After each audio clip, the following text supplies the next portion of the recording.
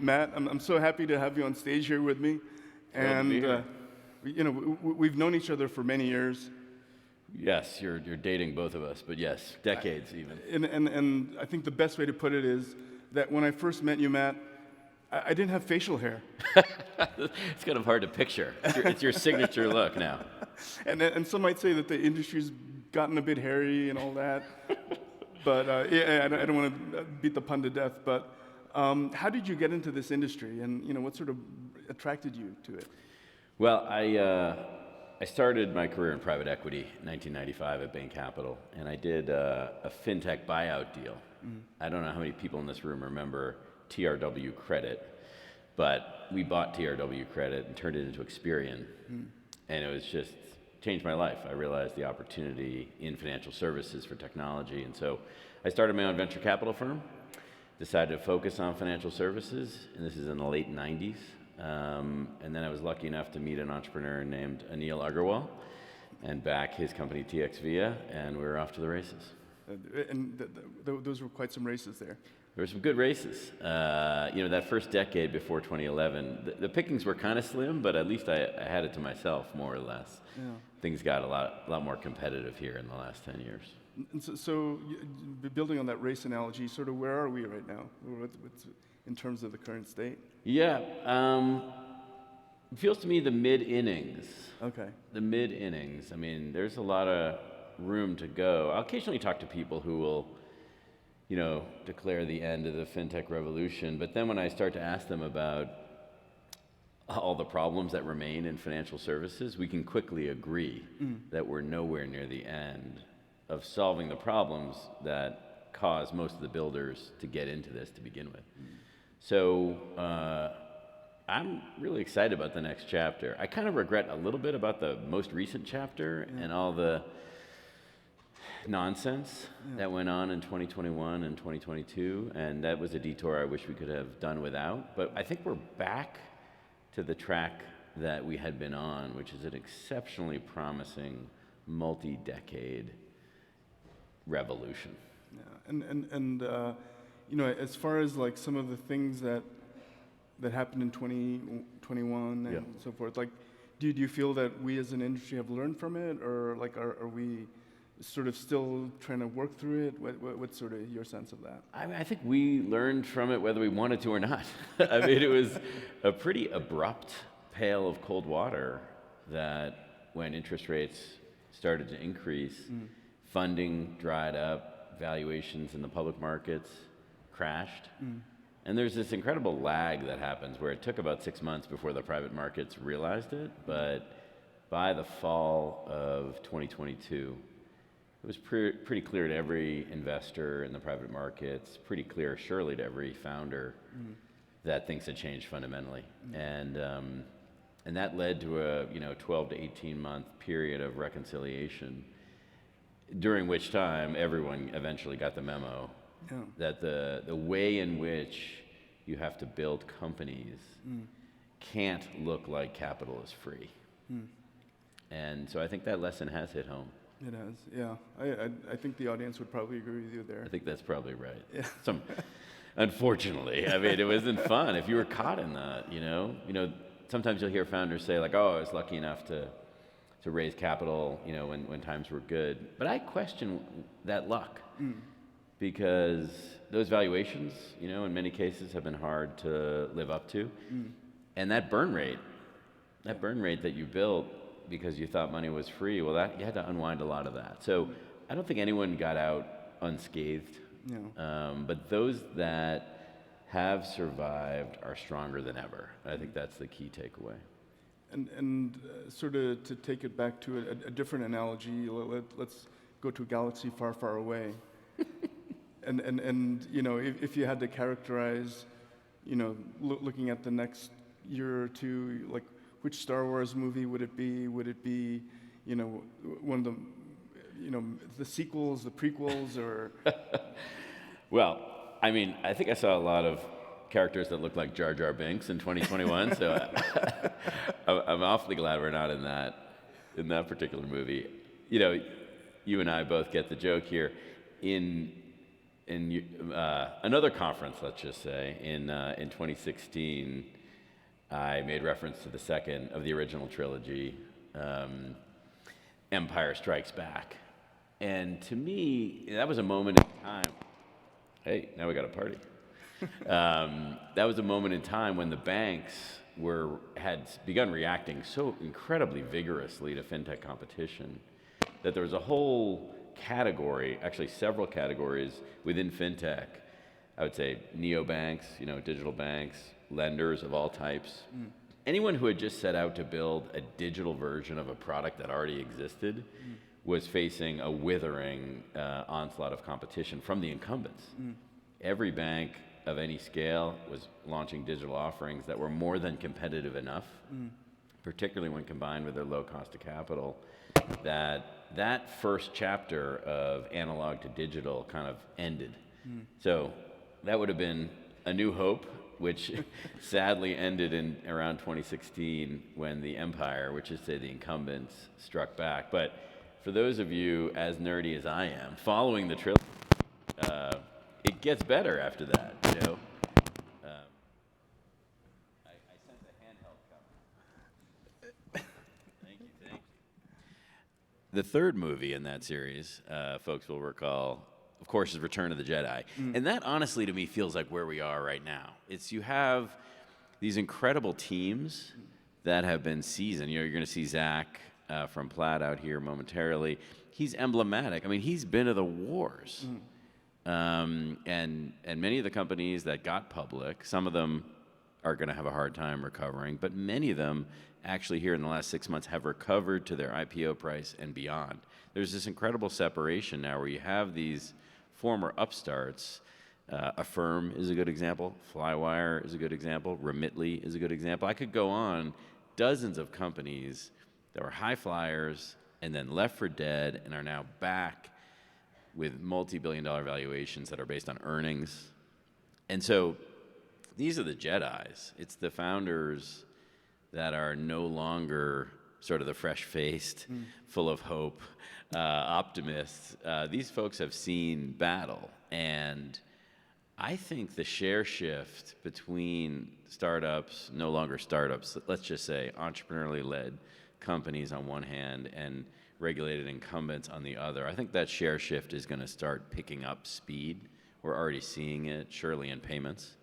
And we're going to see it in other categories. So I'm about as optimistic as at any point I've been in my career around some of the themes that we're seeing emerge, where I feel that the incumbents, the regulated incumbents, are at a steep disadvantage to these technologically driven, entrepreneurially led organizations. So it's incredibly exciting. That's great to hear. I love to hear that you're optimistic because I truly do believe that you have. He's been more of a future teller than he'll give himself credit for. And as far as like some of these firms that have, been able to come back, be Jedis, if you will, is there any commonality that you see in these firms? Yeah, in general, they have high quality business models. And this is something that I found quite frustrating in 2021 was that, financial services is a quite broad landscape. You mentioned in your talk earlier, payments, lending, insurance, wealth management, asset management, retail banking. Those are kind of the big ones, but there are dozens of sub-businesses within each of those categories across B2B, B2C, et cetera. And people lost track of the fact that some of those businesses are, high gross margin, recurring revenue, capital light, and others are sadly the opposite.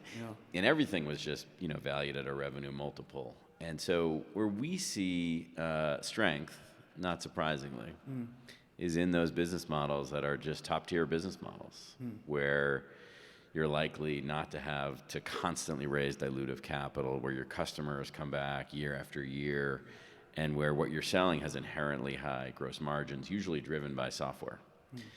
Not coincidentally, those are the businesses that the banks and insurance companies and wealth management firms the incumbents can't really compete with. They're good at many things, but building sticky, data-rich, beautiful software is not one of them. So that has been a big sort of separator of the wheat from the chaff is, did you pick and reinforce and develop a high-quality business model, or are you,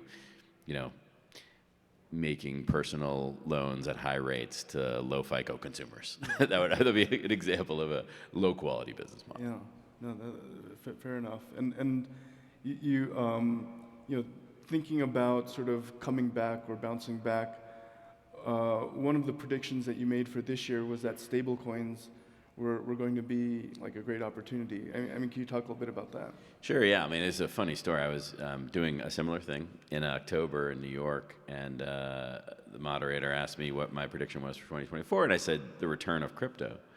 And the entire audience burst out laughing. The moderator burst out laughing, and after they were done, the moderator said, "No, seriously."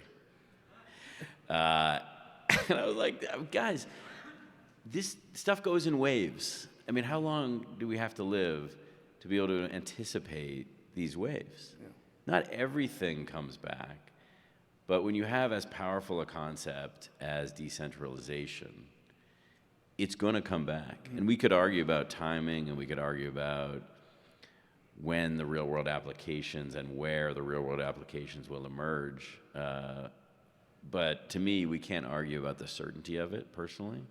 So I'm sticking with that prediction. and specifically, I would say for the first half of the year, stablecoins are where the action is. I think what you're seeing is, in terms of cross-border money movement, that people have figured out that as it relates to latency and as it relates to cost, that you have extremely liquid markets now in almost every country that go between stablecoin and local fiat. And then you will have instantaneous cross-border transfers that can be moved back into fiat. There aren't that many companies that have the regulatory heft to do that work, but there are several. And we're seeing use cases that are extremely powerful. And then secondly, you see stablecoins being used as a way to own dollars in jurisdictions where dollars are hard to come by, hard to store. And all, this is all compliant. We're not talking about sanctioned countries. We're just talking about countries with immature domestic banking schemes as it relates to foreign currency. And so stablecoins are not yet generally yielding, but they are ways to get sort of insulation from highly volatile local currencies. And so you can see this progression from stablecoin as a payment rail to stablecoin as a store of value linked to the US dollar, to stablecoin as a tokenized security, in the first case, money market. So I'm holding dollars, but why can't I hold treasuries or money markets? Well, you can. Not yet in the United States, but that's not where demand is most acute. And then finally, other, as they say, real-world assets that can be tokenized, generally dollar-denominated. So you can just sort of see the path. You can't quite tell timing, and unfortunately for me, you can't always tell which company, is going to win. But I mean, and maybe crypto markets have actually raced ahead of where we thought in terms of the token pricing, et cetera, because it has been highly exuberant, I would say, in the past 3 months. But again, what's more important to me is that companies are using these things to great effect with measurable ROI. So it's been a very exciting half a year so far in the decentralized economy. You mentioned that it's hard to pick the specific company, but a lot of times you can look at the tides and the boats, and like so, for example, obviously the internet was a boat, the mobile phones was another boat. Are there any boats that you're looking at right now on the horizon? I don't know if you've heard about generative AI. I think I have. I would get kicked out of the Venture Capital Guild if I allowed this to go on without mentioning generative AI. So I mean, it's a pretty nuanced question as to what the implications of generative AI are for financial services and what the building opportunities are for entrepreneurs. I think on the positive side of the ledger, I've never seen such rapid adoption. This was instantly a very poorly kept secret. The internet took 5 years to go from sort of the first browser to the end of the bubble, and we've already sort of lived several lifetimes in generative AI. And so you're seeing every institution of any size both experiment and actually, deploy, in many cases, this still relatively new flavor of technology. And then where we're seeing huge traction is where historically these activities had been inexorably service-driven. Human beings doing things like insurance claims, doing things like, retirement TPA activities, of course, horizontal applications like coding and customer service and legal. So where there had been a very light software footprint historically, because the activity itself was fundamentally reading and writing and reading and writing.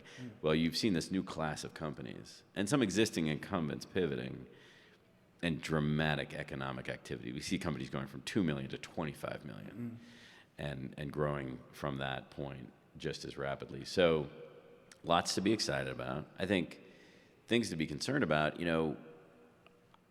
I think there are going to be fewer startup opportunities than I would like. Because it's a real advantage if you're deploying generative AI to have a bunch of customers and a bunch of data. So it's sort of, Microsoft's going to do real well. Salesforce is going to do real well. There's going to be lots of scale businesses who have those ingredients.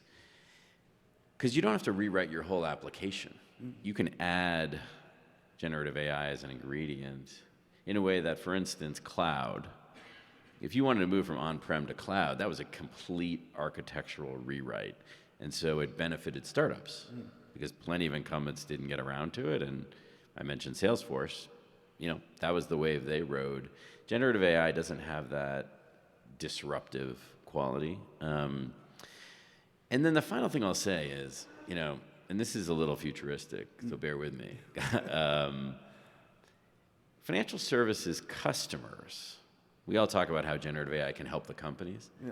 But when your average, let's just take retail banking, when your average retail banking customer has a fleet of generative AI agents doing their bidding, I really worry about the profit pools that will be left in segments like retail banking. When I, without any action on my own, can immediately optimize for the highest deposit yield and immediately refinance every liability I have on an intraday basis based on who's going to charge me the least amount of interest, and I can avoid fees in every instance, then the retail banking model, which is built on that net interest margin plus fees, is going to be under tremendous pressure.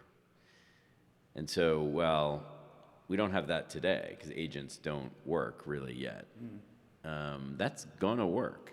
And if I was running a retail bank right now, I'd be staying up at night thinking about value-added propositions that are going to create stickiness beyond price. So just to riff on that a little bit, so for example, like the internet and mobile, like they negatively impact, let's say, like the media and the news industries quite a bit. Is it too much of a leap to say that we as a financial industry should think about generative AI in that respect, or is that too far a leap? I hesitate a little bit because I think that's actually not scary enough. Okay. I think it's actually, this is the Barnes and Noble moment. It's actually commodity commerce. That, fundamentally, many of the value propositions in financial services are commodities. I'll hold your money, I'll pay you as little as I can. I'll give you some money, I'll charge you as much as I can. That's been the formula. And I will rely on inertia and opacity to keep you from optimizing. Okay. And that was, frankly, the story of retail before the internet. How could you really compare the price of a book until you could? Well, so I I worry that this could be more draconian even than what happened to media. So our time is like sort of winding down, and I definitely don't want to end on that note. So like, how, looking at the upside, what can companies, be it upstarts or even incumbents, do in the light of this world of generative AI? Look, this is good for the people in the room. The people who are at the American Bankers Association should be really scared. The people in this room, you're here at Fintech Meetup because you're builders. Yeah. Because if you are at a bank, you've made the choice to come meet hundreds of entrepreneurs. And if you're one of those entrepreneurs, like, disruption is good for you. This is going to be a wide open playing field. I started my first venture capital fund in 1997. And I had 2.5 incredible years where everything I did worked, even though I was, 24 years old and didn't know what I was doing. And then it all fell apart. And I remember vividly those years from, late 2000 and 9/11 happened. Basically, I felt like an idiot, and people were like, "Oh, you invest in .coms. I'm sorry to hear that." But you know what? Amazon, eBay, PayPal, the ones that survive when the world opens up again, like it is right now, can go on to create companies worth hundreds of billions of dollars. So you should be radically optimistic, because this kind of disruption plays to your favor. And that is the perfect place to end. Thank you, Matt. As always, love talking to you. Thank you. Thank you.